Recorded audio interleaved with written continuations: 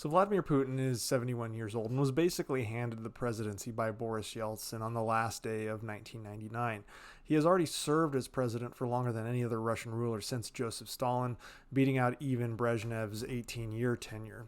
He will likely run for a fifth term next year. The election is slated to take place in March of 2024, and regardless of the actual vote, Putin is very likely to remain in power.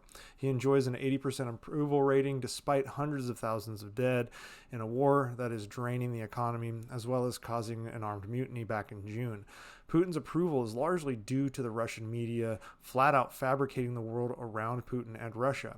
And an election win means he will probably be in charge until at least 2030. Now, independent Russian news outlet Meduza reported that Putin will likely announce his campaign in the coming weeks. His campaign's narrative will seek to depict Putin as the architect of stability, branding Russia as an island of calm amidst global turmoil. Now, according to Meduza, there is evidence that Putin's public approval experiences a surge following speeches where he adopts a critical stance against the West. The Russian people love to hear about how bad the West is doing, and Putin saw a 3% increase in approval after blaming the U.S. for Hamas terror attacks in Israel. So in line with this, it's anticipated that Russia's state-run media will amplify content that underscores any kind of quote-unquote difficulties faced by the Western nations. They will particularly emphasize narratives of the United States' struggle to simultaneously support Ukraine and Israel.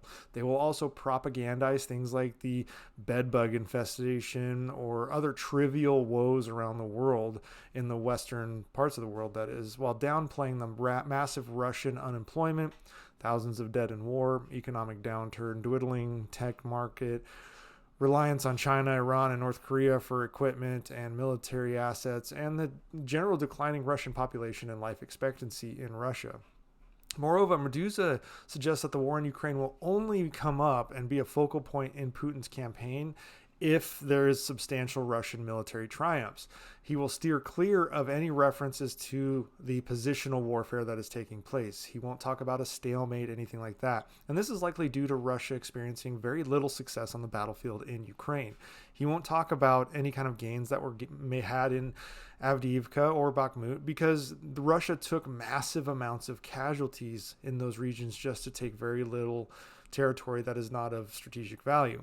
Nonetheless, despite all of the problems that are taking place, Putin will likely remain president, whether the Russian people want him there or not, and whether the world wants him there or not. We're going to have to be dealing with Putin probably until he himself steps down or passes away from something, whether it's old age or some other means within Russia.